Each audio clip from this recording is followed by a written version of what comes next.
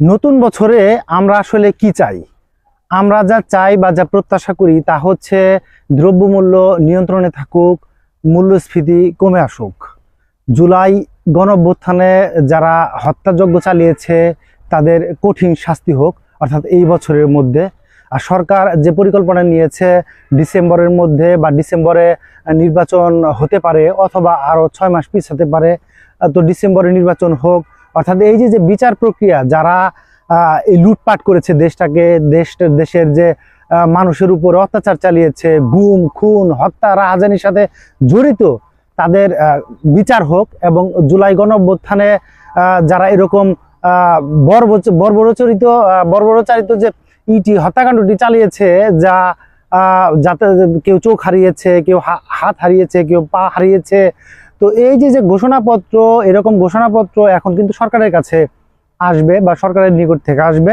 সরকারের সাথে বা এই যে বৈষম্য বিরোধী ছাত্র আন্দোলনের এই কমিটির সাথে কিন্তু একটি আলোচনা হয়েছে। সরকারই মূলত এই জুলাই ঘোষণাপত্র জারি করবে।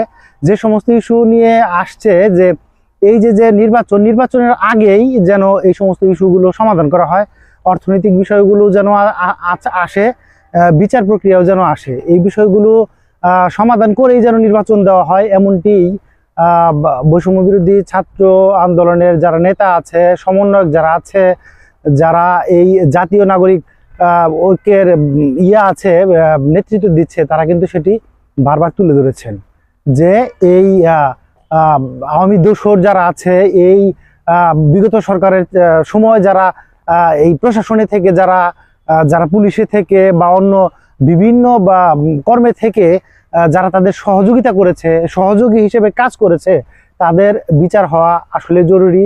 একজন সাধারণ নাগরিক হিসেবে আমাদের প্রত্যাশা তেমনই। নতুন বছরে এই কটি বিষয়ই আসলে গুরুত্ব পাওয়া উচিত এবং এগুলোর একটি সুষ্ঠু সমাধান হওয়া উচিত।